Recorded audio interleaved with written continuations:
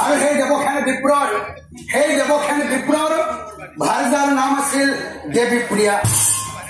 দেৱীপ্ৰিয়া নামে ভাৰ্যা জানে সৰ্বজন। আৰু সেই দেৱসেন বিপ্ৰৰ এজন পুত্ৰ সন্তান আছিল। আৰু সেই বিপ্ৰৰ পুত্ৰৰ নাম আছিল নৰোত্তম। হে নৰোত্তম নামে পুত্ৰ হৈ আছিল লাভি।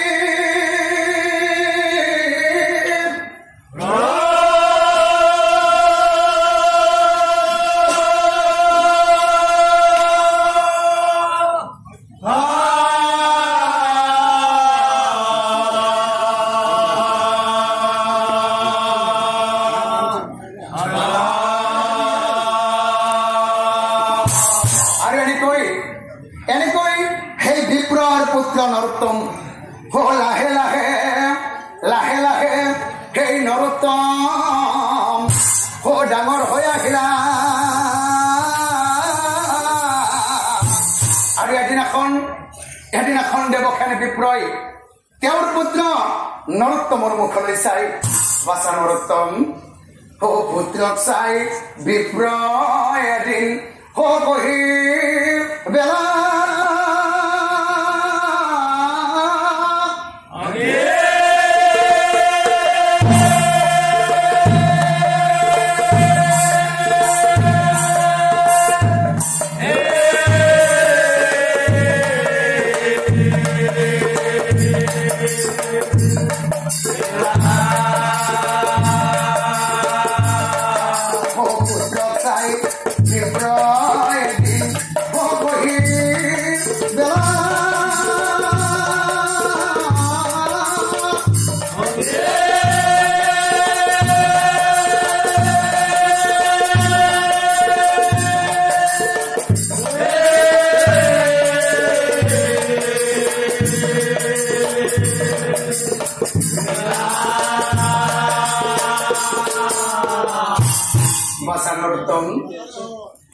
এইফালে বাছা নৰোত্তম, হেৰৈ বাছা নৰোত্তম, তই এতিয়া ডাঙৰ হলি নহয় বাছা। তই এতিয়া ভালদৰে পঢ়া শুনা কৰিব লাগিব আৰু মনত ৰাখিবি তই এজন ভাল মানুহ হব লাগিব। গতিকে শুনো বাছা নৰোত্তম, শুনা বাছা মোৰ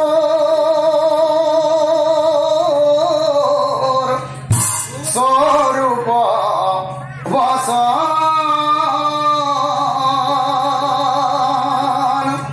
হেৰৈ বাছা নৰোত্তম, ভালদৰে বাছা তই পঢ়া শুনা কৰিবি আৰু মনত ৰাখিবি বাছা, পঢ়ি শুনি বাছা ভাল মানুহ হৈবি, ৰাখিবি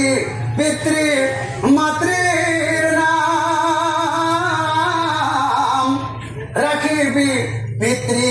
মাতৃৰ নাম।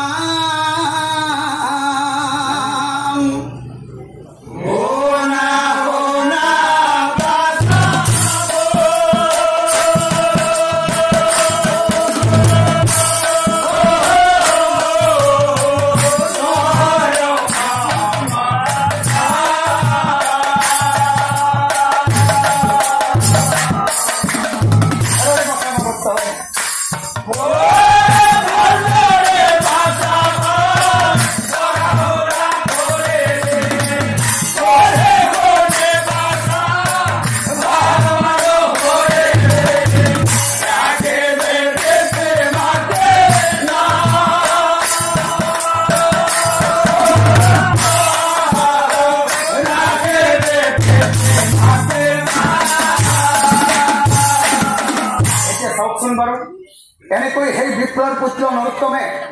সেইদিনাখনৰ পৰাই সৰুৰে পৰাই গুৰুৰ গৃহত থাকি তেওঁৰ নিজৰ বিদ্যা শিক্ষাৰ আৰম্ভণি কৰিবলৈ ল'লে। আৰু এনেকৈ বহুত বছৰ বিদ্যা শিক্ষা লাভ কৰাৰ পিছত হে জ্যোতিৰ্বিদ্যা যোগ বিদ্যা সকলো সৰ্বশাস্ত্ৰত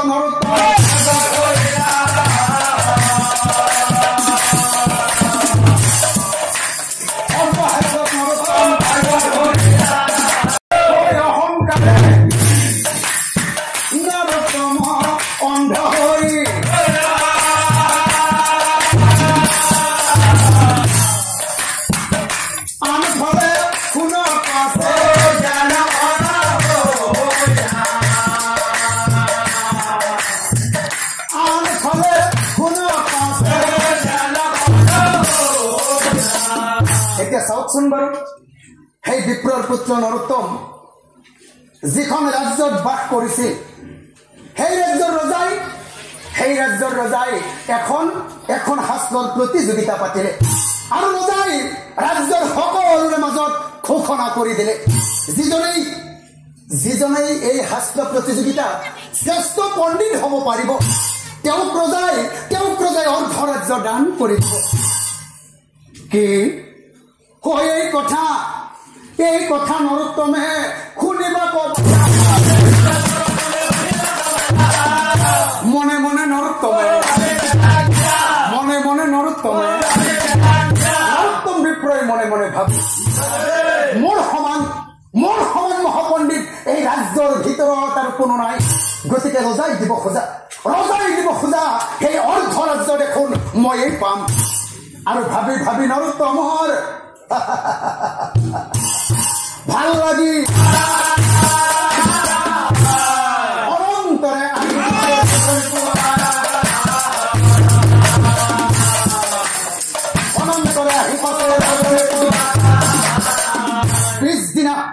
পিছদিনা ৰাতিপুৱাতে উঠি নৰোত্তমে কি কৰিলে গা পা ধুই উঠি সৌ ৰজাৰ ৰাজসভাত শাস্ত্ৰ প্ৰতিযোগিতাত ভাগ ল'বৰ বাবে যাবলৈ ওলাল আৰু লগে লগে নৰোত্তমৰ মাতৃয়ে নৰোত্তমক চাই মাত লগাই কৈছিল বাছা নৰোত্তম তই কলৈ যা বাছা তই আজি কলৈকো যাব নালাগে এইফালে বাছা নৰোত্তম তই এবাৰ পিতৃৰ ফালে চাচোন হে পিতৃৰ বেমাৰ হৈছে বাছা বল শক্তি গতিকে শুন বাছা নৰোত্তম তই এটা কাম কৰ তাড়াতাড়ি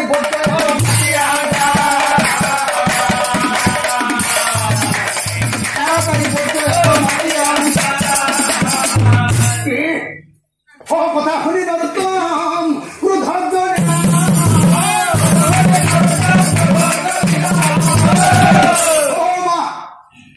তুমি কি কলা মাতৃক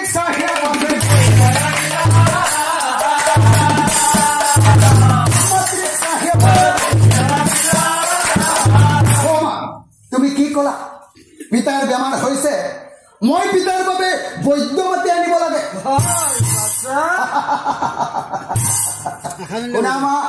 তুমি বোধহয় গম পোৱা নাই আমাৰ ৰাজ্যৰ ৰজাই এখন শাস্ত্ৰ প্ৰতিযোগিতা পাতিছে আৰু ৰজাই ঘোষণা কৰি দিছে যিজনে এই প্ৰতিযোগিতা শ্ৰেষ্ঠ পণ্ডিত হ'ব পাৰিব তেওঁক ৰজাই অৰ্ধৰাজ্য দান কৰি দিব এতিয়া চোৱা মই যদি সেই ৰজাৰ ৰাজসভাত গৈ শ্ৰেষ্ঠ পণ্ডিত হ'ব পাৰো তেনেহ'লে ৰজাই দিব খোজা সেই অৰ্ধৰাজ্য দেখোন ময়েই পাম আৰু যদি মই তাকেই নকৰি মোৰ এই বৃদ্ধ পিতৃৰ লগতে লাগি থাকো তেনেহ'লে কোৱাচোন মা নৰোত্তমে বলাই মা মোৰ সময় তোমালোকে বৈদ্য মাতা বলে নহয় আৰু কিবা মাতা বৈদ্য মাতা কিবা মাতা মাতি থাকা বৈদ্য মাতা কিবা মাতা মাতি থাকা শুনা মা তুমি এবাৰ পিতাৰ ফালে ভালদৰে চোৱাচোন পিতা দেখোন এতিয়া বুঢ়া হৈছে আৰু কেইদিনমান পিছত পিতাই এনেও ওপৰলৈ যাব কেইদিনমান পিছত পিতাই এনেও মৰি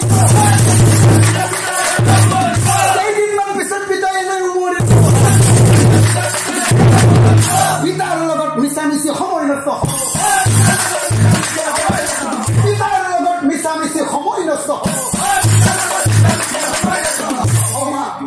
এতিয়া মোৰ পলম হৈছে গতিকে মই আহিলোহে হয় আহি বুলি নৰোত্তম ওলাই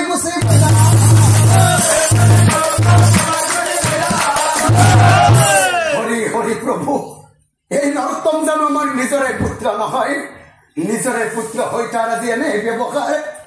হে প্ৰভু ভগৱান মনৰ দুখে পিতৃ মাতৃ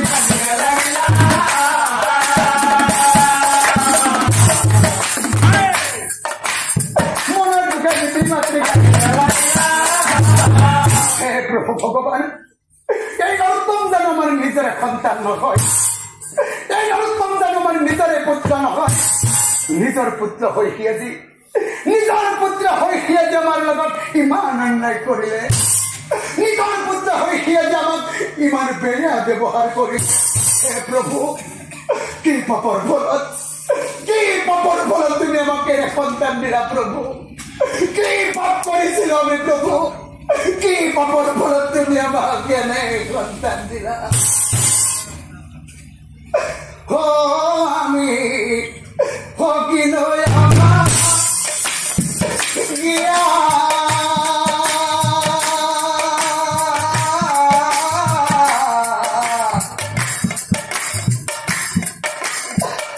নাহি দয়া মায়া পুত্র আমার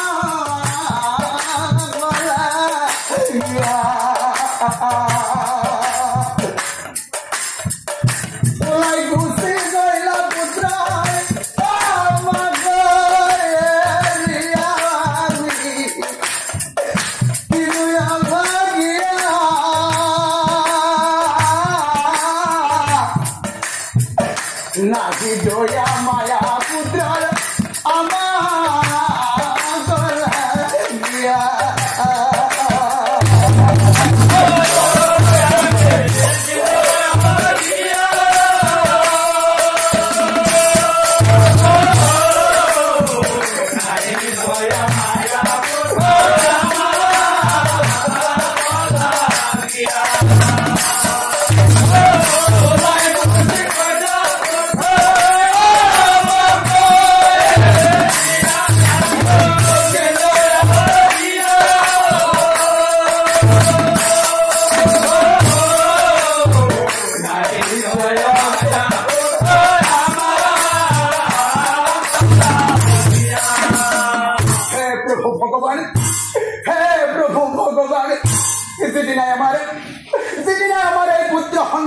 জন্ম পাইছিল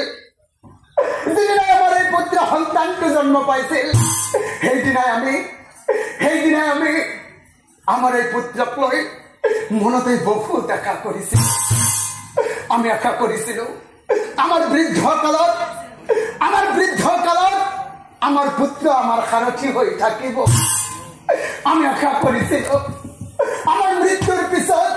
কান্ধত তুলি আমাৰ পুত্ৰ আমাক শ্মশানলৈ লৈ যাব আমি আশা কৰিছিলো সীতাৰ ওপৰত তুলি আমাৰ পুত্ৰাই আমাক মুখাগ্নিও কৰিব নাই প্ৰভু এইবোৰ আমাৰ ভাগ্যত নাই প্ৰভু এইবোৰ আমাৰ ভাগ্যত নাই বহু জানা কৰিছিল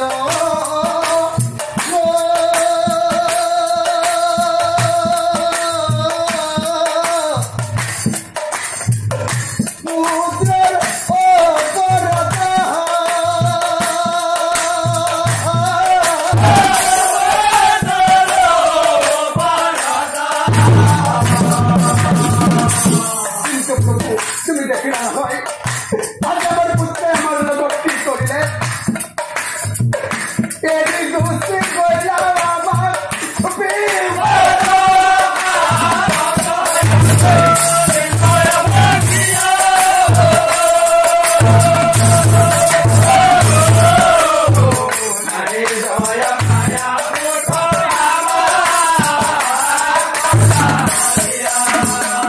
এতিয়া চাওকচোন বাৰু বিপ্ৰৰ পুত্ৰ নৰোত্তমে পিতৃ আৰু মাতৃৰ লগত কৰা এনে কুব্যৱহাৰবোৰ দেখি বিপ্ৰৰ পুত্ৰ নৰোত্তমে পিতৃ আৰু মাতৃৰ লগত কৰা এনে অন্যায়বোৰ দেখি ওপৰৰ পৰাই শনি দেৱতাই সকলোবোৰ চাই আছিল আমি সকলোৱে জানো সেই দেৱতাসকলৰ ভিতৰত শনি দেৱতা হৈছে আইনৰ দেৱতা শনি দেৱতা হৈছে বিচাৰক আমি সকলোৱে কৰা আমি সকলোৱে কৰা ভাল আৰু বেয়া কৰ্মৰ বিচাৰ শনি দেৱতাই কৰে শনিয়ে চাই আছে শনিয়ে মনে মনে ভাবে হেৰাই অহংকাৰী নৰোত্তম সামান্য বিদ্যা অৰ্জন কৰি আজি তোৰ ইমান অহংকাৰ হ'ল আজি তই তোৰ জন্মদাতা ভগৱান তুল্য পিতৃ আৰু মাতৃক চিনি নোপোৱা হলি আজি তই ইমান ডাঙৰ পণ্ডিত হলি তই তোৰ ভগৱান তুল্য পিতৃ মাতৃক কো ব্যৱহাৰ কৰিব পৰা হলি বাৰু ময়ো চাই ল'ম বাৰু তই কিমান ডাঙৰ পণ্ডিত আহি থাক ৰজাৰ ৰাজসভালৈ আজি ময়ো গৈ আছো তালৈ তাতে লগ পাম তোক আৰু ময়ো চাই ল'ম তই বাৰু কিমান ডাঙৰ পণ্ডিত এতিয়া চাওকচোন এইফালে শনি দেৱতাই প্ৰতিজ্ঞা কৰিলে আনফালে সেই নৰোত্তমেৰো বাৰু কি কৰিলে হয় অহংকাৰী নৰোত্তমে অহংকাৰে মত্ত হোৱা ৰজাৰ সভাত উপস্থিত হৈলা নৰোত্তমে কৈ দেখা পালে ৰাজসভাত বহি আছে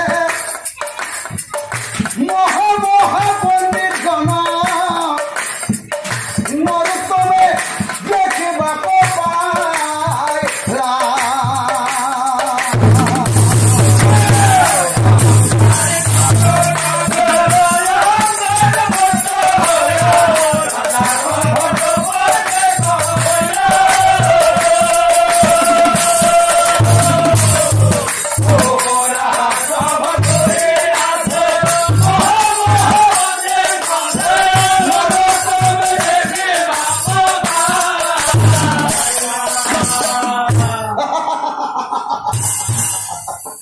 পণ্ডিতগণক দেখা পাই হাঁহি উঠি পণ্ডিতসকল ঠাট্টাৰ সুৰে নৰোত্তমে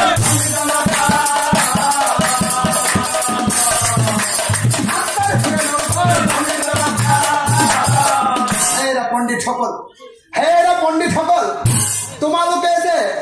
এই ৰজাৰ ৰাজসভাত শাস্ত্ৰ প্ৰতিযোগিতাত ভাগ ল'বৰ বাবে আহিছা তোমালোকে জানো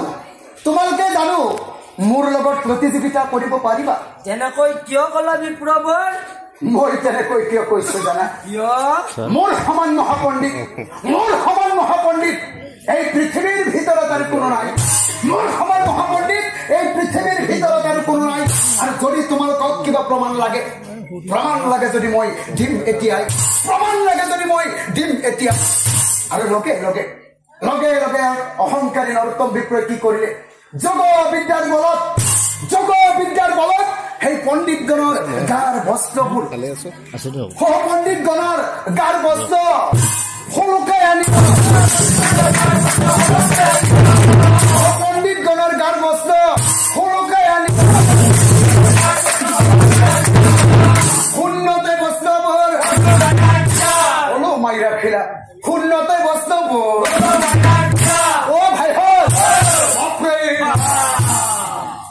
তাকে দেখি পণ্ডিতগণ আচৰিত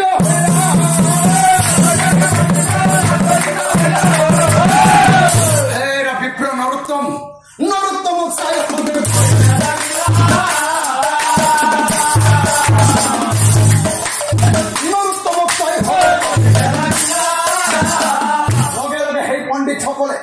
লগে সেই পণ্ডিতসকলে বিপ্ৰ নৰোত্তমৰ মুখলৈ চাই কৈছে হেৰা বিপ্ৰ নৰোত্তম আমি তোমাৰ লগত প্ৰতিযোগিতা কৰিব নোৱাৰো তুমি আমাৰ গাৰ বস্ত্ৰ ঘূৰাই দিয়া বিপ্ৰ এতিয়া চাওকচোন বাৰু আনফালে সেই শনি দেৱতাই অহংকাৰী নৰোত্তম বিপ্ৰক উচিত শিক্ষা দিবৰ বাবে কি কৰিলে ঠিক সেই সময়তেই হেনকালে শনি আকৌ সন্ন্যাসীৰ ৰূপ ধৰি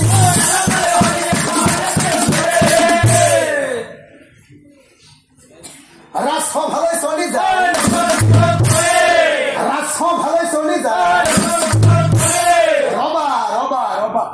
ৰবা পণ্ডিতসকল তোমালোকে হাহাকাৰ নকৰিবা এই বিপ্ৰৰ লগত প্ৰতিযোগিতা মই কৰিম তোমালোকে মাত্ৰ 2 চকুৰে চাই থাকা আৰু বিপ্ৰ নৰোত্তম বিপ্ৰ নৰোত্তম তুমি কি কলা তুমি এই পৃথিৱীৰ ভিতৰতে শ্ৰেষ্ঠ পণ্ডিত হয় হয় ময়ে শ্ৰেষ্ঠ পণ্ডিত বিপ্ৰ নৰোত্তম তুমি কি বাহাদুৰি মাৰি কোৱা নিজকে এই পৃথিৱীৰ ভিতৰতে এজন শ্ৰেষ্ঠ পণ্ডিত বাহাদুৰি মাৰি কথা নকবা দুনাই বিপ্ৰ কোনা হেৰা বিপ্ৰ কোনা হেৰা বিপ্ৰ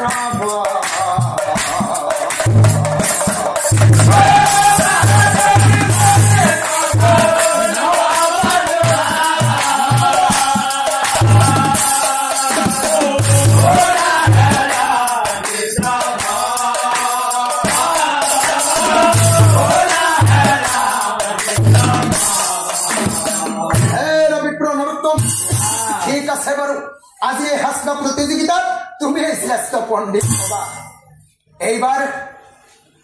এইবাৰ সন্ন্যাসীৰ বিহুনিৰে বটাই ৰজাৰ ফালে চাই পৰিছিল মহাৰাজ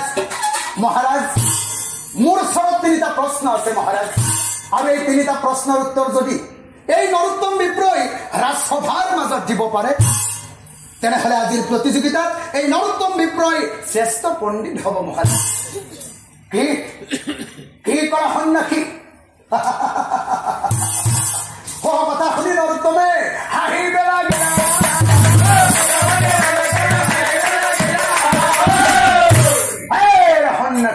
সন্ন্যাসীক চাই পাছে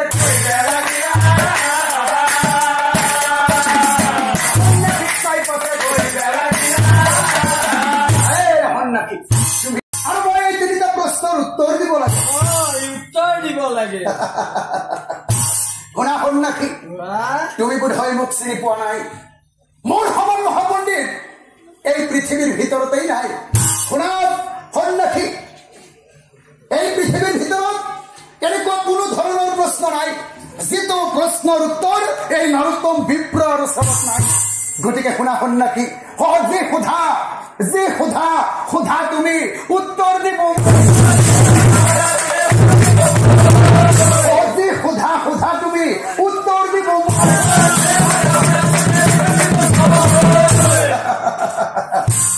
কথা শুনি সন্ন্যাসীৰ লগে লগে সন্ন্যাসী ৰূপী শনিৰে বটাই নৰোত্তম বিপ্ৰক চাই আকৌ কৈছিল বিপ্ৰ নৰোত্তম তেনেহলে শুনা মোৰ 3টা প্ৰশ্নৰ ভিতৰত প্ৰথম প্ৰশ্নটো শুনা মোৰ প্ৰথম প্ৰশ্নটো হল এই মনুষ্যসকলৰ জীৱনত ধৰ্ম স্বৰ্গ আৰু তপস্যা বাৰু কি বস্তু এইটো মোৰ প্ৰথম প্ৰশ্ন এতিয়া শুনা মোৰ দ্বিতীয় প্ৰশ্নটো হল এই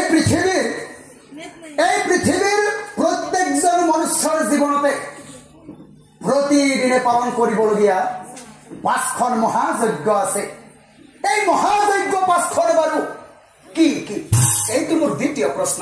এতিয়া শুনা মোৰ তৃতীয় প্ৰশ্নটো হল এই পৃথিৱীৰ ভিতৰত আটাইতকৈ নিকৃষ্ট আৰু দুৰ্বল পুৰুষ কোনজন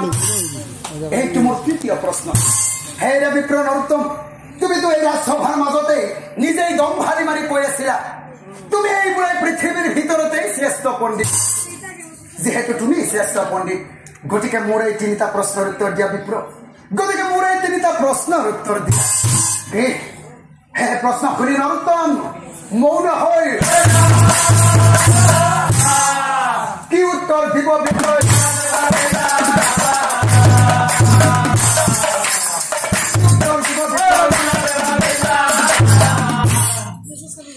লগে লগে সন্ন্যাসী ৰূপী শনিৰে বটাই সেই নৰোত্তম বিপ্ৰক চাই আকৌ কৈছিল বিপ্ৰ নৰোত্তম কি হল কিছু সময় আগতে এই সভাৰ মাজতে চিঞৰি আছিলা তুমি এইবোৰে পৃথিৱীৰ ভিতৰতে শ্ৰেষ্ঠ পণ্ডিত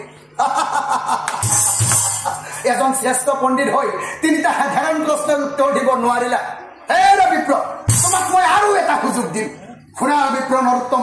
7 দিন সময় বিপ্ৰ দিলো তোমাক 7 দিন সময় বিপ্ৰ দিলো তোমাক শুনা বিপ্ৰ এই 7 দিনৰ ভিতৰত যদি তুমি এই তিনিটা প্ৰশ্নৰ উত্তৰ দিব পাৰা তেনেহলে এই প্ৰতিযোগিতা তুমি এই শ্ৰেষ্ঠ হবা জানিবা নিশ্চয় তুমি এই শ্ৰেষ্ঠ হবা জানিবা নিশ্চয়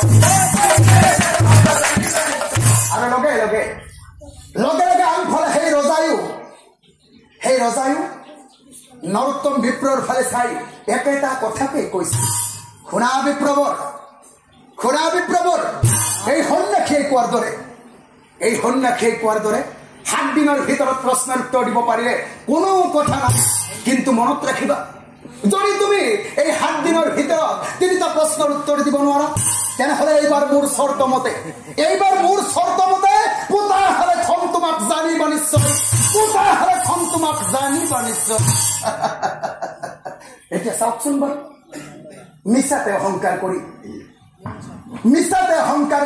মিছা অহংকাৰ কৰি সেই অহংকাৰী বিপ্ৰ নৰোত্তম কেনেকৈ সন্ন্যাসী ৰূপে শনি দেৱতাৰ হাতত বন্দী হৈ শনিৰ মায়া জালত বিপ্ৰ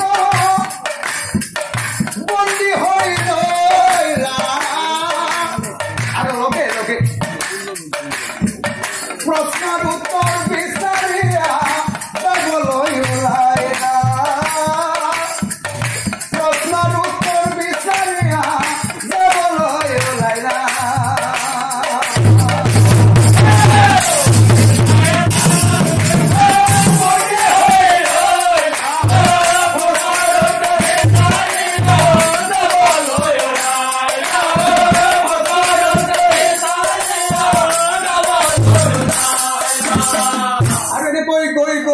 গৈ নৰোত্তম বিপ্ৰই কঠোৰ অৰণ্যৰ মাজে প্ৰৱেশ কৰে আনফালে সেই শনি দেৱতাই কি কৰিলে চাওকচোন আনফালে শনিদেৱে যি কৰ্ম কৰিলা আনফালে শনিদেৱে শনিদেৱতাই কি কৰিলে মায়া কৰি শনিয়েক চিকাৰী ৰূপ লৈলা যিখন অৰণ্যৰ মাজেৰে সেই নৰোত্তম বিপ্ৰ গৈ আছিল সেই অৰণ্যৰ মাজত শনি ৰখি থাকিল এতিয়া চাওকচোন যিখিনি ঠাইত সেই শনি দেৱতাই চিকাৰী ৰূপ ধৰি ৰৈ আছিল সেই স্থানে নৰোত্তম উপস্থিত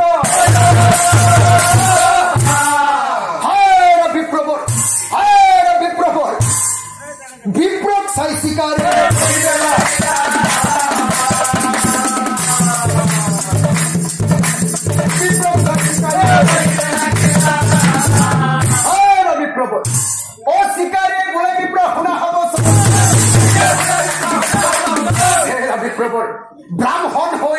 ব্ৰাহ্মণ হৈ বনৰ মাজত আহা কি কাৰণ লগে লগে সেই নৰোত্তম বিপ্ৰই চিকাৰী ৰূপে শনি দেৱতাৰ মুখলৈ চাই উত্তৰ দি কৈছে হে বাবা নৰোত্তমে বোলে বাবা শুনা কওঁ হে বাবা মোৰ ওচৰত 3টা প্ৰশ্ন আছে আমি 3টা প্ৰশ্নৰ উত্তৰ বিচাৰিহে মই এই অৰণ্যৰ মাজেৰে আহি আছো প্ৰশ্নৰ উত্তৰ বিচাৰি আহিলো মই কি কলা বিপ্ৰবৰ দেখাততো তোমাক এজন জ্ঞানী ব্ৰাহ্মণ যেন লাগিছে কিন্তু এজন জ্ঞানী ব্ৰাহ্মণ হৈ 3টা প্ৰশ্নৰ উত্তৰ বিচাৰি এই অৰণ্যৰ মাজলৈ আহিছে শুনা বিপ্ৰবৰ তোমাক প্ৰশ্নৰ উত্তৰ লাগে নহয় উত্তৰ লাগে তেনেহলে যোৱা তুমি উত্তৰ দিশলৈ যোৱা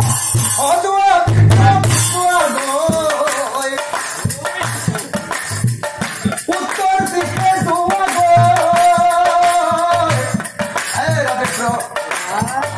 অলপ দূৰত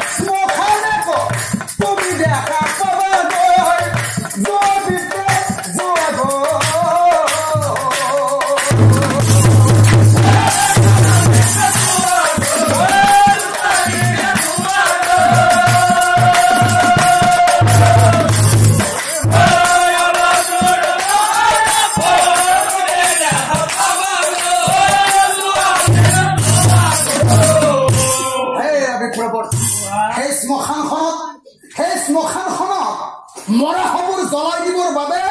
এজন চন্দালে বাস কৰে আৰু তোমাৰ যে সেই তিনিটা প্ৰশ্ন আছে হে তোমাৰ তিনি প্ৰশ্ন সেই চন্দালক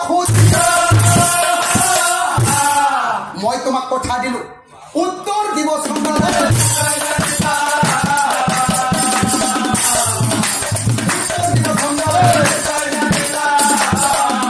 লগে লগে অহংকারী নরোত্তম বিপ্রয় মনে মনে ভাবে এই পৃথিবীর ভিতরতে এজন শ্রেষ্ঠ পণ্ডিত হয়েও মই এই তিনটা প্রশ্নের উত্তর বিচারি পোৱা নাই তাতে আকৌ এই শিকারীজনে কৈছে এজন সাধারণ মানুষ পুরা চন্দালে মোক প্রশ্নের উত্তর দিব নাই নাই এই শিকারীজনে কৈছে যেতিয়া এবাৰ গৈ সেই চন্দালজনক সুধি চোৱাই ভাল হ'ব আৰু লগে লগে হে ভাবি ভাবি শ্মশানত উপস্থিত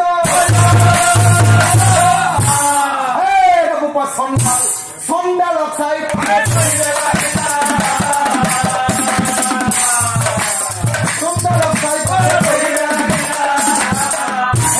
চন্দাল মই তোমাৰ এই শ্মশানখনলৈ কিয় আহিলো জানা বাবা তিনিটা প্ৰশ্নৰ উত্তৰ বিচাৰি আহিলো তোমাৰ ঠাই বিলম্ব নকৰি মোৰ প্ৰশ্নৰ উত্তৰ মোক দিয়াই লগে লগে সেই চন্দালজনে অহংকাৰী বিপ্ৰ নৰোত্তমৰ মুখলৈ চাই হাঁহি হাঁহি কৈছিল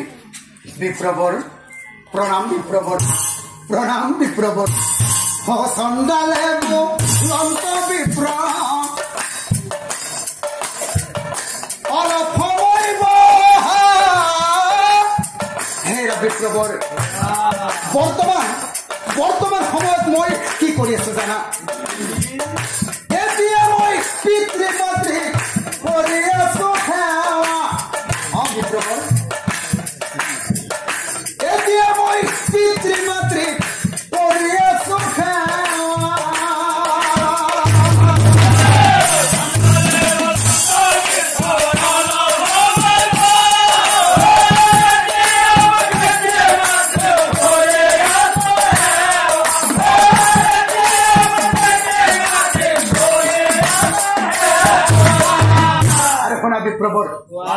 মোৰ জীৱনত মোৰ পিতৃ আৰু মাতৃৰ বাহিৰে কোনো নাই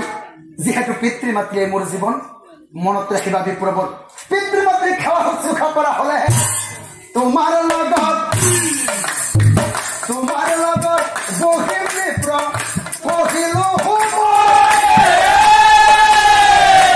আৰু তোমাৰ যে সেই তিনিটা প্ৰশ্ন আছে তিনি প্ৰশ্নৰ উত্তৰ দিব জানিবা নিশ্চয়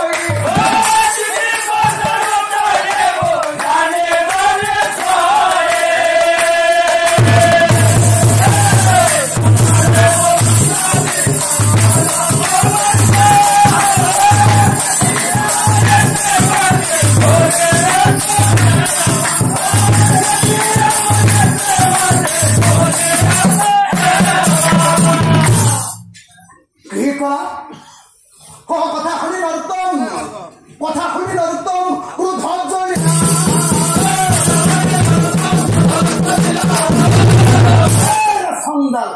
চন্দালক চাই পছে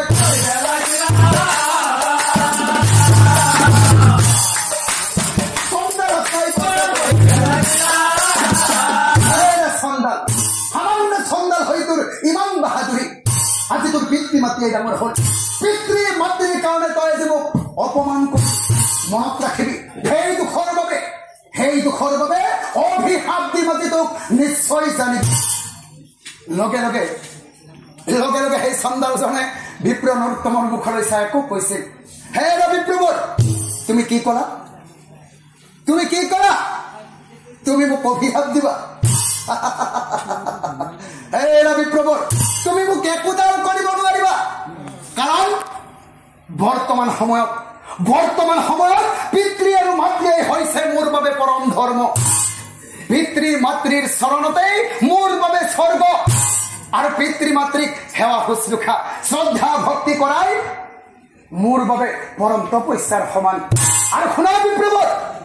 যিহেতু পিতৃ মাতৃয়ে হৈছে মোৰ বাবে পৰম ধৰ্ম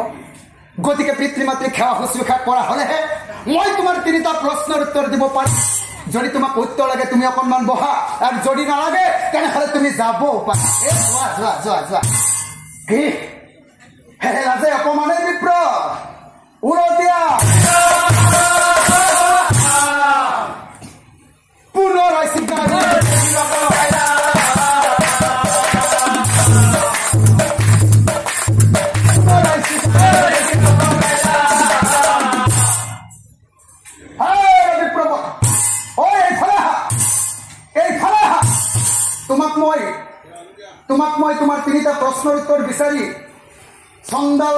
ওচৰলৈ পঠাইছিলো নহয় তুমি তোমাৰ তিনিটা প্ৰশ্নৰ উত্তৰ বিচাৰি পালানে নাই নাপালো নাপালা নাপালো তেনেহলে তুমি এটা কাম কৰা কাম হয় এতিয়া বিপ্ৰ তুমি পশ্চিম দিশে এতিয়া বিপ্ৰ তুমি পশ্চিম দিশে আৰু সেই পশ্চিম দিশলৈ গলে নাৰী একজনীৰ ঘৰ তুমি দেখা পাবা নাৰী একজনীৰ ঘৰ আৰু তোমাৰ যে সেই তিনিটা প্ৰশ্ন আছে সেই তোমাৰ তিনি প্ৰশ্ন সেই নাৰীজনীক উত্তৰ দিব নাৰী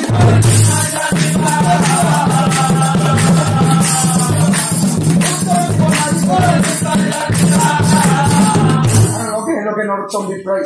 কথা শুনি নৰোত্তমে পশ্চিম দিশে গইলা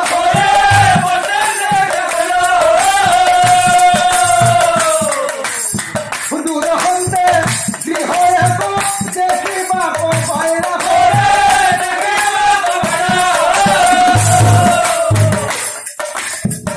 ধীরে ধীরে নরোত্তমে আগে বাড়ি গইলা কেন কালে নারী জনী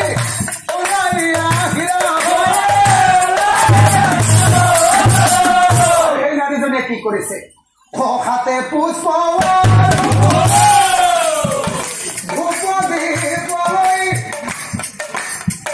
নারীজনী মন্দিরলৈ যায়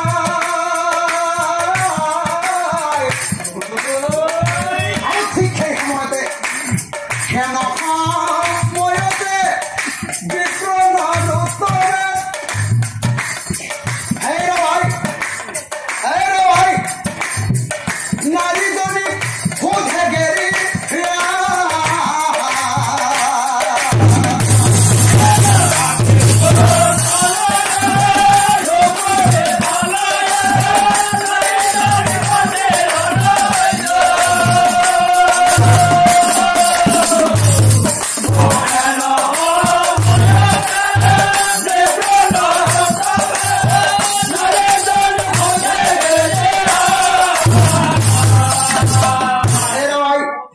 মই তোমাৰ ওচৰলৈ কি কাৰণে আহিলো জানা ভাই কিয় আহিলা বোপা তিনিটা প্ৰশ্নৰ উত্তৰ বিচাৰি আহিলো তোমাৰ ঠাই বিলম্ব নকৰি প্ৰশ্নৰ উত্তৰ মোক দিয়াই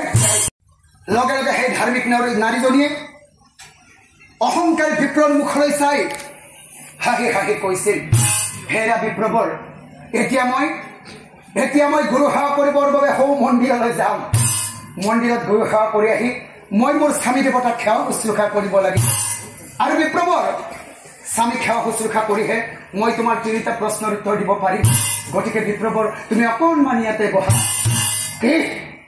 কথা শুনি নৰোত্তম ক্ৰোধত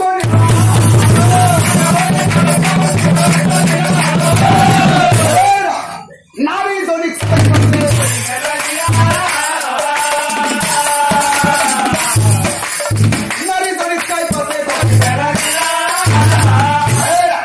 তুমি কি কৰা তুমি মোক অপেক্ষা কৰিবলৈ দিলা মোক অপেক্ষা কৰিবলৈ কৈ তুমি মহা ভুল কাম কৰিলা আৰু মনত ৰাখিবা সেই ভুলৰ বাবে অভিশাপ দিম আজি তোমাক নিশ্চয় জানিবা লগে লগে সেই নাৰীজনীয়ে পুনৰাই বিপ্ৰক চাই কৈছিল হেৰা বিপ্ৰবৰ তুমি মোক অভিশাপ দিব নালাগে কাৰণ মই তোমাৰ তিনিটা প্ৰশ্নৰ উত্তৰ দিয়াৰ উপৰিও মোৰ জীৱনত দৈনিক আৰু বহুত কৰ্তব্য আছে বহুত কৰিবলগীয়া কৰ্ম আছে আৰু বিপ্ৰবৰ অকল মোৰ জীৱনতে নহয় এই পৃথিৱীৰ প্ৰত্যেকজন মনুষ্যৰ জীৱনতে প্ৰতিদিনে পালন কৰিবলগীয়া 5খন মহাযজ্ঞ আছে আৰু এই মহাযজ্ঞ 5খনৰ উপৰিও আমাৰ নাৰী জাতিৰ জীৱনত কিছুমান মূল মন্ত্ৰও আছে আৰু আমাৰ জীৱনত থকা মূল মন্ত্ৰৰ ভিতৰত প্ৰথম মূল মন্ত্ৰ হৈছে নিজৰ স্বামীক দেৱতাৰ দৰে ভক্তি কৰা এক মনে প্ৰভুক স্তুতি কৰা সকলোৰে প্ৰতি সমান ভাৱ ৰখা আৰু পাৰিলে অতিথিকো সেৱা শুশ্ৰূষা কৰা এয়া হৈছে নাৰী জাতিৰ জীৱনৰ মূল মন্ত্ৰ আৰু বিপ্ৰবৰ যিহেতু নাৰীৰ জীৱনত স্বামীয়ে হৈছে পৰম ধৰ্ম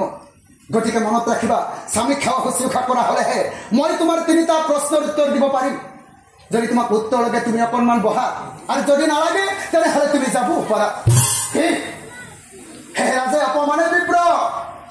উৰো দিয়া আনফালে শুনক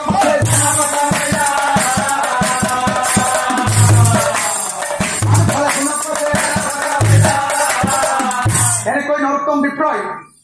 তিনিটা প্ৰশ্নৰ উত্তৰ বিচাৰি বিচাৰি ভোকে পিয়াহে ভাগৰুৱা দেহালৈ গৈ আছে বিপ্ৰ গৈ আছে গৈ গৈ বিপ্ৰই হঠাতে দেখিবলৈ পালে বিপ্ৰই দেখা পালে এজনী যুৱতী ছোৱালী এজনী যুৱতী দৌৰি দৌৰি আছে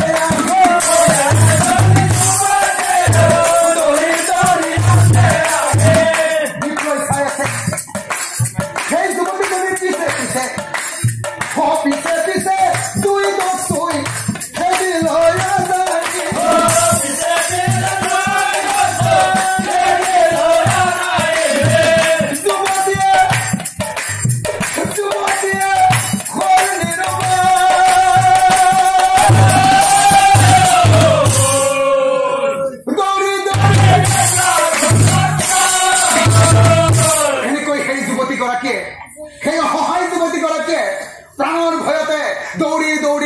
নৰোত্তম বিপ্ৰৰ ওচৰ পালে আৰু কান্দি কান্দি কান্দি কান্দি বিপ্ৰক কবলৈ ধৰিলে হে বিপ্ৰবৰ মোক ৰক্ষা কৰা বিপ্ৰবৰ মোক ৰক্ষা কৰা নহলে হে দুই দছুই সতীত্ব মোৰ কৰিব ৰক্ষা কৰা বিপ্ৰবৰ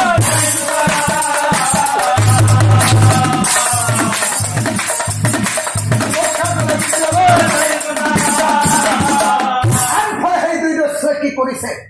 খেদি খেদি দুই দছুই বিপ্ৰৰ বিপ্ৰ মহাক্ৰোধে দুই দছুই বিপ্ৰ ছোৱালীজনী এৰি দে যুৱতীক কথাই বেয়া হব নহলে আমাৰ হাততে আজি কৈও মৰিব তেতিয়া বিপ্ৰ নৰোত্তমে মনে মনে ভাবে হৰি হৰি প্ৰভু মই আছো নিজেই তিনিটা প্ৰশ্নৰ চিন্তাত উত্তৰ বিচাৰি পোৱা নাই তাতে কৈ এওঁলোক দুয়োজনে কৈছে এই ছোৱালীজনীৰ কাৰণে মই মৰিব লাগে এইফালে হা লৈ যোৱা যুৱতীক এৰি দিছো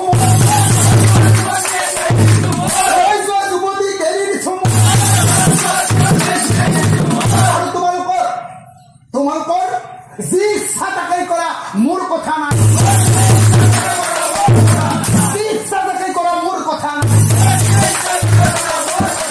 আৰু লগে লগে দুই দস্যই কি কৰিলে দুই দস্যই যুৱতীক টানি লৈ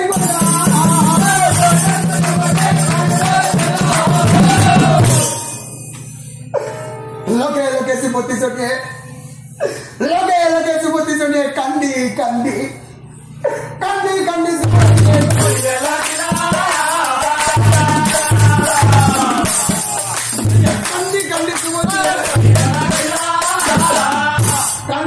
যুৱতীজনীয়ে সেই নৰোত্তম বিপ্ৰৰ ফালে চাই কৈছিল হেৰা বিপ্ৰ এই ভগৱানে দেখাটোক পুৰুষ ঠিকেই বনাই থৈছে কিন্তু মনত ৰাখিবি বিপ্ৰ যিজন পুৰুষে নাৰী জাতিৰ মান মৰ্যাদা ৰক্ষা কৰিব নোৱাৰে যিজন পুৰুষে নাৰী জাতিৰ সতীত্ব ৰক্ষা কৰিব নোৱাৰে সেইজন পুৰুষে হৈছে এই পৃথিৱীৰ ভিতৰতে আটাইতকৈ নিকৃষ্ট আৰু দুৰ্বল এতিয়া চাওকচোন বাৰু সেই সন্ধ্যা শিল্পী শনি দেৱতাই অহংকাৰী নৰোত্তম বিপ্ৰক তিনিটা প্ৰশ্ন দিছিল আৰু এই তিনিটা প্ৰশ্নৰ ভিতৰত প্ৰথম প্ৰশ্নৰ উত্তৰটো সেই চন্দালজনে দিছিল দ্বিতীয় প্ৰশ্নৰ উত্তৰটো ধাৰ্মিক নাৰীজনীয়ে দিছিল আৰু তৃতীয় প্ৰশ্নৰ উত্তৰটো সেই অসহায় যুৱতীগৰাকীয়ে নৰোত্তম বিপ্ৰক দিছিল সেয়ে তিনি প্ৰশ্নৰ উত্তৰ বিপ্ৰক কিন্তু চাওকচোন বাৰু প্ৰশ্নৰ উত্তৰ হাতৰ মুঠিত পাই প্ৰশ্নৰ উত্তৰ তিনিটা হাতৰ মুঠিত পায়ো সেই নৰোত্তম বিপ্ৰই কিন্তু তিনিওটা প্ৰশ্নৰ উত্তৰ বুজি পোৱা নাছিল কিয় জানেনে বাৰু সেই সময়ত নৰোত্তম বিপ্ৰই অহংকাৰত অন্ধ হৈ আছিল আসল কথাটো হ'ল আমাৰ সমাজৰ অহংকাৰী মানুহবোৰে কোনোদিনে কেতিয়াও আনৰ ভাল কথা শুনিব নিবিচাৰে এয়া হৈছে অহংকাৰী মানুহবোৰৰ লক্ষণ আনফালে সেই বিপ্ৰৰো একে দখাই হৈছিল অহংকাৰী নৰোত্তম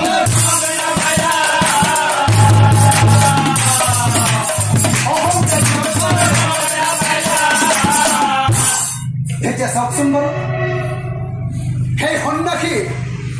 আৰু ৰজাই লগ লাগি সেই নৰোত্তম বিপ্ৰক তিনিটা প্ৰশ্নৰ উত্তৰ বিচাৰিবলৈ 7 দিনৰ সময় দিছিল এতিয়াতো সেই 7 দিন সম্পূৰ্ণ হৈ গ'ল এনেহে কৰে পূৰ্ণ হৈ গ'লা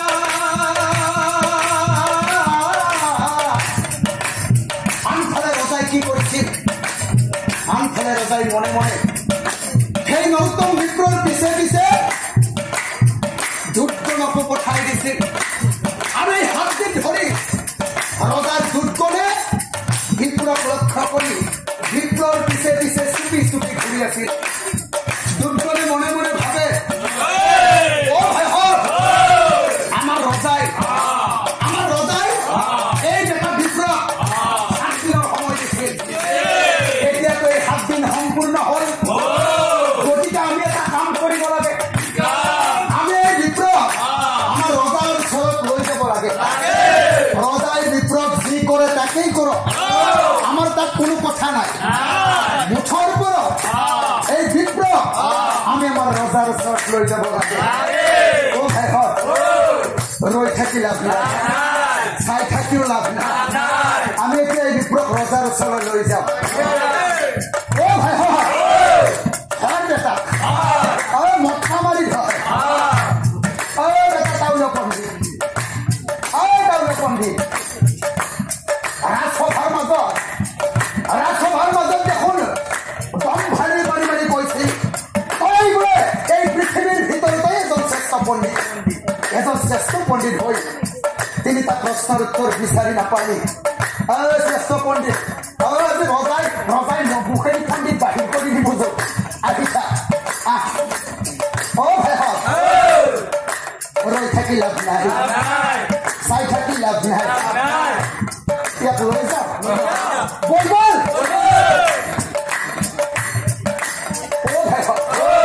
ই দেখোন পাতা দিছি নাযায় বাপা পণ্ডিত তই আমি কিমান মানুহ আছো দেখা নাই তই নেদেলিও আমি তোক আজি চুপ চুপত আহি লৈ যাম ভালে ভালে কৈছো আহি যা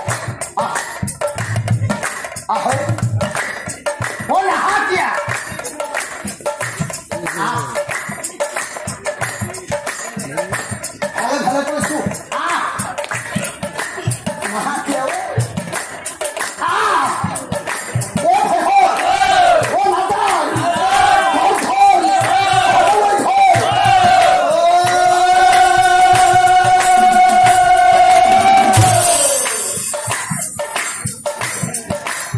বাঁধি ধৰি নৰোত্তম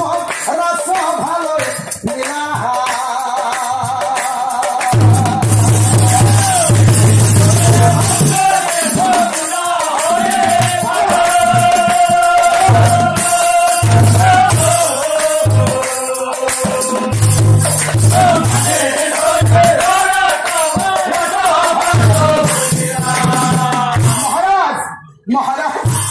বস্তুটো লৈ আছো মহাৰাজ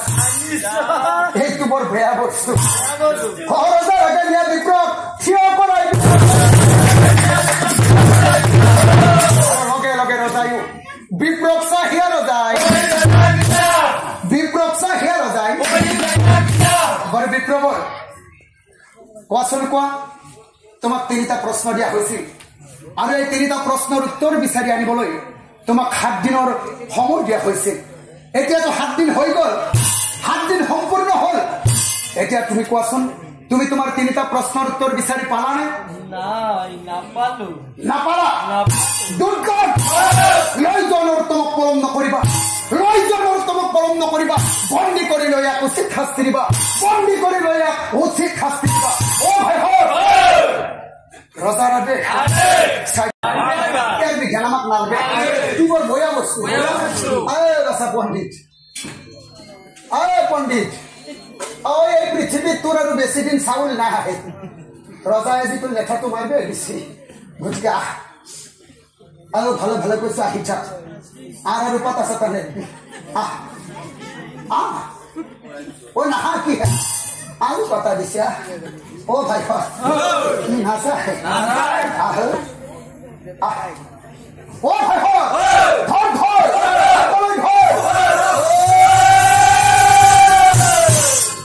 দুৰ্গণেৰ নৰোত্তমক বন্দী কৰিল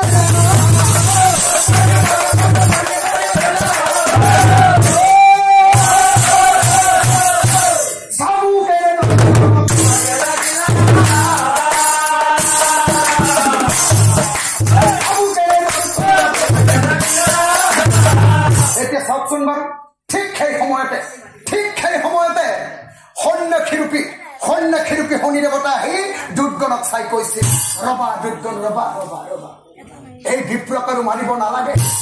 এই বিপ্ৰই আচল শাস্তি পাই গৈছে এতিয়া এই বিপ্ৰৰ লগত মোৰ দুটামান কথাহে আছে আৰু বিপ্ৰ নৰোত্তম তুমিতো এই ৰাজসভাৰ মাজতে আজিৰ পৰা শান্তিৰ আগতে চিঞৰি চিঞৰি দম ফালি মাৰি মাৰি কৈছিলা তুমি বোলে এই পৃথিৱীৰ ভিতৰতে এজন শ্ৰেষ্ঠ পণ্ডিত কিন্তু বিপ্ৰ এজন শ্ৰেষ্ঠ পণ্ডিত হৈ তিনিটা সাধাৰণ প্ৰশ্নৰ উত্তৰ দিব নোৱাৰিলা তোমাৰ কি লাজ নালাগে হে বিপ্ৰ অহংকাৰ কৰি এই মানুহৰ পতন হৈ যায় এই কথা সৰ্বশাস্ত্ৰই কয় ইমান ডাঙৰ পণ্ডিত হৈ তুমি এই সাধাৰণ কথাটো নিশিকিলা শুনা বিপ্ৰ সন্যাসীয়ে বোলে বিপ্ৰ শুনা হাব চনা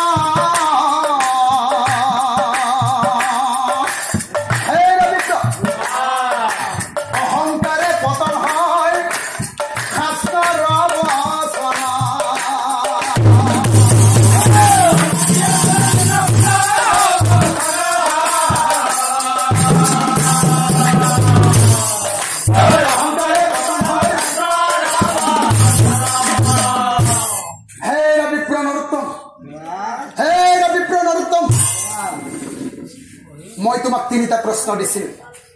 আৰু এই তিনিটা প্ৰশ্নৰ ভিতৰত প্ৰথম প্ৰশ্নটো আছিল এই মনুষ্যসকলৰ জীৱনত ধৰ্ম স্বৰ্গ আৰু তপস্যানো কি বস্তু এই প্ৰশ্নৰ উত্তৰটো তোমাক সেই চন্দালজনে দিছিল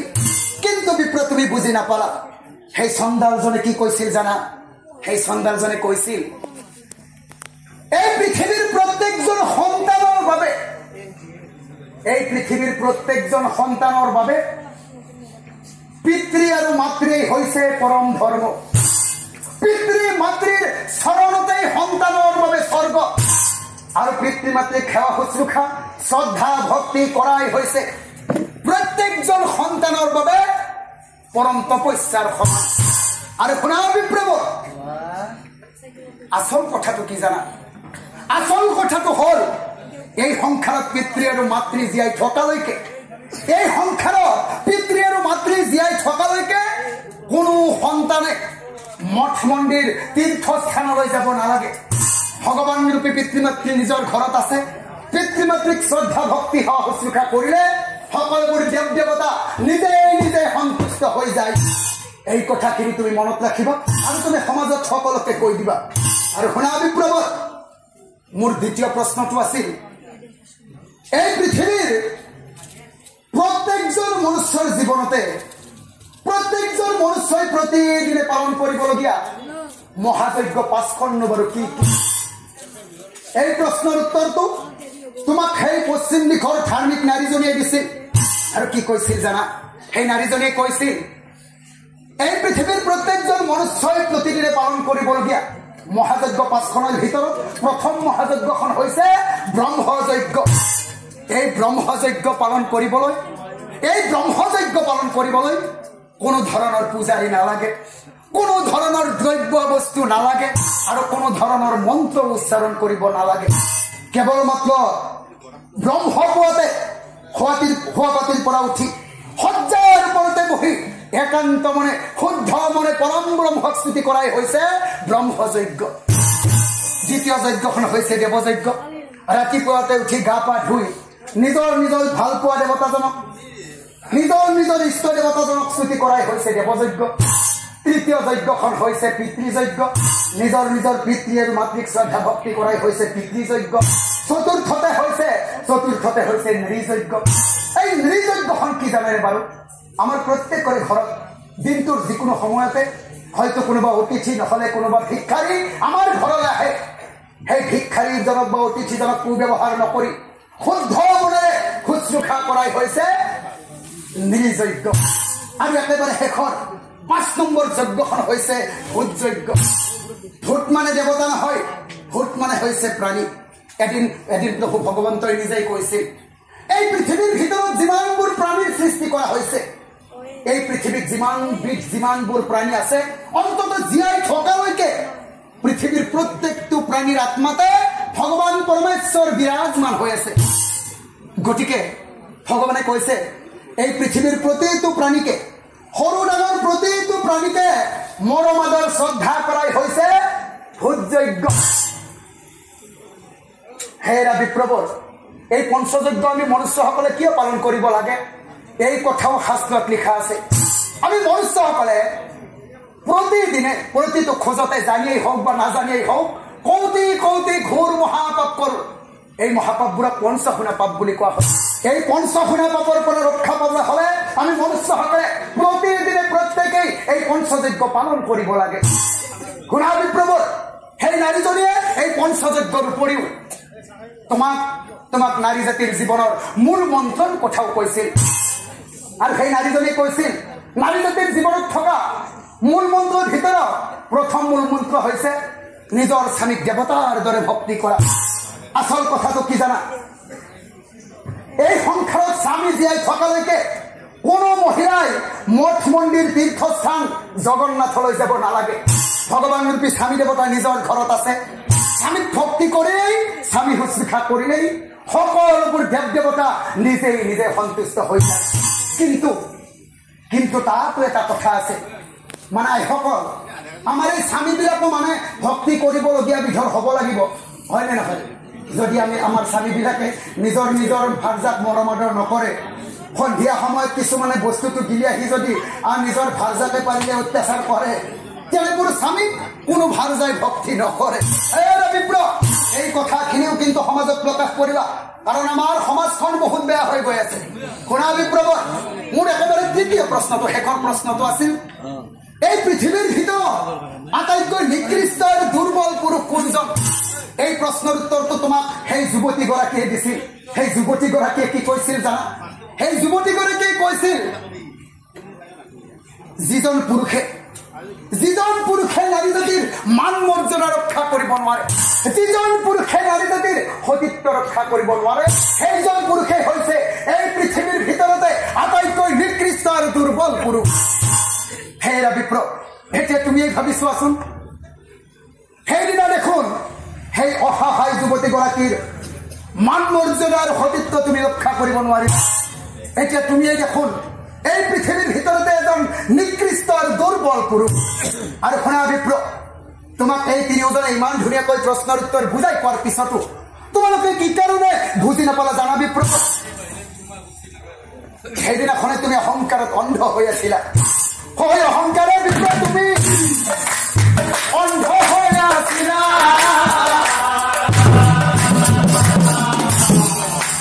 সেইকাৰণে প্ৰশ্নৰ উত্তৰ বুজে না। আৰু শুনা বিপ্ৰ, মই যে তোমাৰ লগত এই 7 দিন ধৰি মস্ত খেলাখন খেলি আছো, তুমি বাৰু মোক চিনি পাইছানে? তুমি মোক চিনি পোৱা নাই। মই কোন জানা? মানে নাজানা? তেনেহলে শুনা, মই হলো শনিদেৱ, জানিব নিশ্চয়।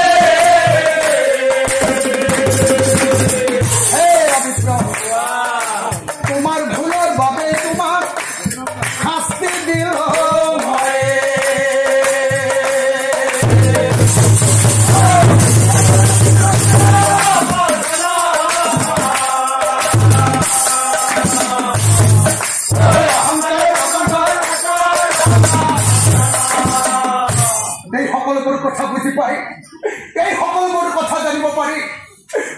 এই নরোত্তমে মনে মনে ভাবে হরি হরি প্রভু ইমানপুর বিদ্যা অর্জন করেও ইমানপুর শিক্ষা হরণ করেও মই মোর ভগবান তুল্য পিতৃমাতৃক চিনি নাপালো মই মোর পিতৃমাতৃক কুব্যৱহাৰ কৰিলো হে প্ৰভু আজিৰ পৰা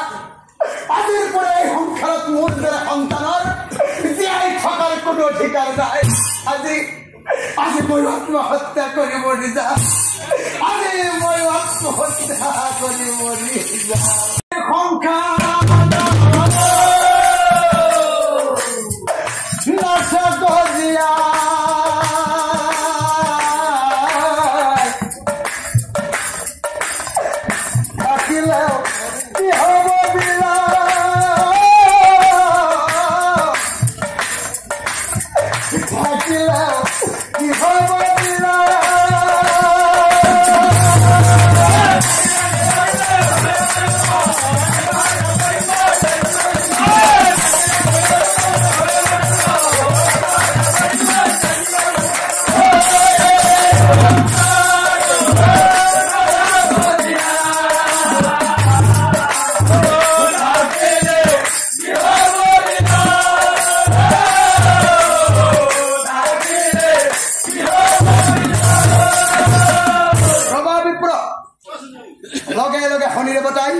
নৰোত্তম বিপ্লব চাই কৈছিল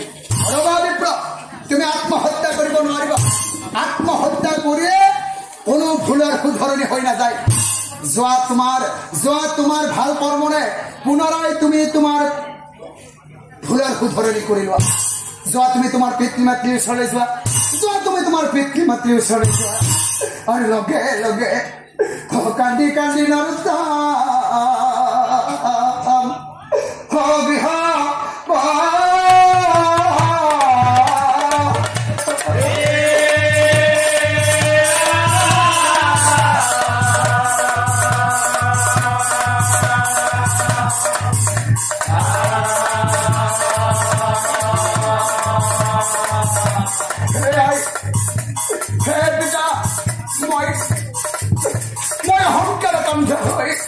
তোমাৰ কৰ্ণত বহুত অন্যায় কৰিলো পিতা মই সংসাৰ বন্ধ হৈ তোমালোকক কুব্যৱহাৰ কৰিলো তোমালোকে মোক ক্ষমা কৰি দিব পিতা মই